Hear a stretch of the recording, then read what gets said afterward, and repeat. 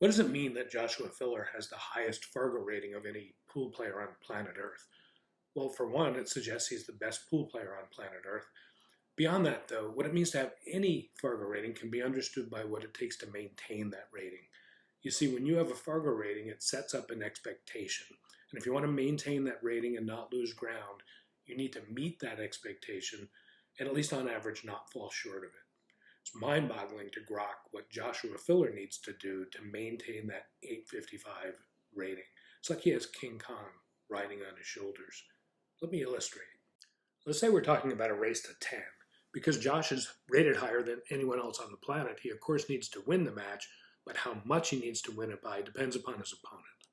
Let's say his opponent is rated 700, pretty strong player. It's not enough to win 10 to 9 or 10 to 8 or 10 to 7 or 10 to 6 or 10 to 5 or 10 to 4. Joshua needs to hold that opponent to 3 or fewer to avoid losing ground. If opponent is rated 760, Joshua needs to hold that opponent to 5 or fewer games.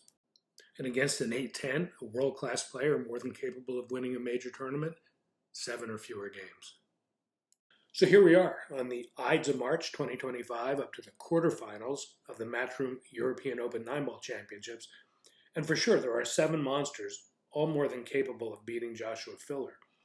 But let's just take a look at his path to get here over the last couple days, and in particular how he's doing meeting that hefty expectation. Joshua has played 6 matches in the tournament so far against Besar Spahia, rated 759.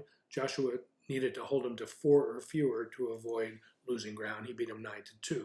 Against Holger, 2 or fewer, he beat him 9-0. Danny, 1 or fewer, he beat him 9-0. Dmitry, 5 or fewer, he beat him 10-2.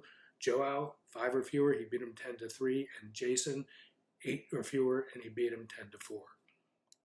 Joshua's up in just an hour or so against Wojciech Szachek from Poland, who himself has been playing phenomenally and just had a decisive win against local Sarajevo favorite Sanjin Pelovinovic, and who yesterday beat former champion in this event, Albin Ocean.